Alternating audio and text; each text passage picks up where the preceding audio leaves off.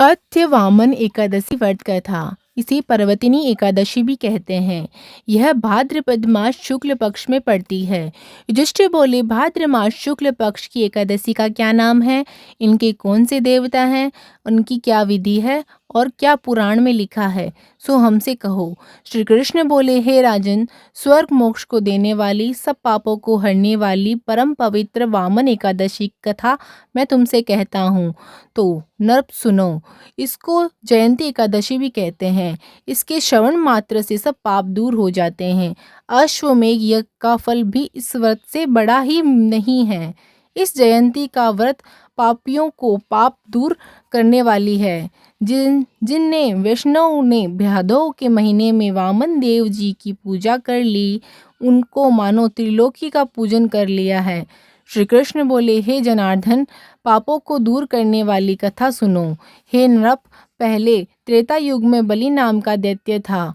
भक्ति में तत्पर होकर नित्य प्रति मेरा पूजन करता था, परंतु उस महात्मा ने इंद्र से बैर करके मेरे लिए दिया हुआ त्रिलोक जीत लिया। इस बात को देखकर सब देवताओं ने एक चित होकर विचार किया कि भगवान के पास चल ये वरदान कहना चाहिए। फिर वह देवता ऋषि को लेकर इंद्र प्रभु के पास गए। सुंदर वचनों से मेरी स्तुति की। देवताओं के साथ बृहस्पति ने भी मेरा अनेक प्रकार पूजन किया, इसलिए मैंने पांचवा अवतार वामन रूप में धारण किया। संपूर्ण ब्रह्मांड जिसमें स्थिर है, ऐसा अग्र रूप धारण किया। वामन के सत्य तत्पर राजा बलि को जीत लिया। युधिष्ठिर बोले, आपने वामन रूप से असुर बलि राजा को कैसे जीत लिया? यह कथा विस्तार पूर्वक कहिए। मैं आपको भक्त हूँ। श्री कृष्ण बोले, मैं ब्रह्मचारी बालक का रूप धारण करके बलि राजा क्या प्रार्थना की, तुम मुझे 3 पैर भूमि दीजिए, मुझको 3 लोकों के समान होगी। हे राजन, यह दान मुझको देना चाहिए, इसमें कोई विचार नहीं करना चाहिए। मैंने ऐसे कहने पर राजा ने 3 पैर भूमि दान कर दी। संकल्प करते ही त्रिविक्रम शरीर विशेष रूप से बढ़ने लगा। भूलोक में पैर फैला लिया, भवलोक में गांज फैला ली, स्वर्लोक में कमर, महलोक में पेट, जनलोक में हृदय, तपोलोक में कंठ पहुंचा दिया, सत्यलोक में सुख और उससे ऊपर सिर स्थापित कर दिया।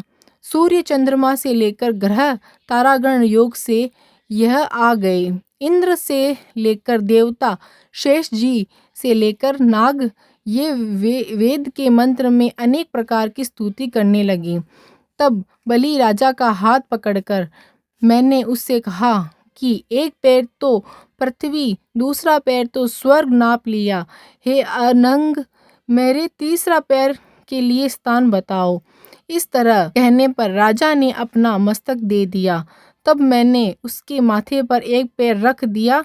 फिर मेरी पूजा करने वाला बलि राजा पाताल को चला गया। उसको नम्र देखकर मैं प्रसन्न हो गया।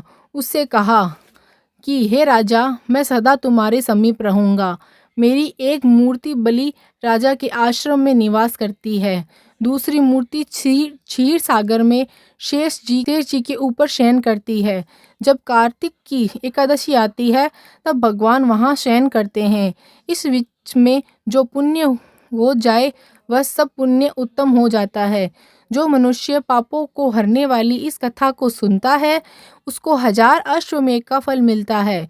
और इस दिन सेगार हमें फलहार, इस दिन वामन भगवान जी की पूजा करनी चाहिए और इस दिन ककड़ी का सेगार लेना चाहिए।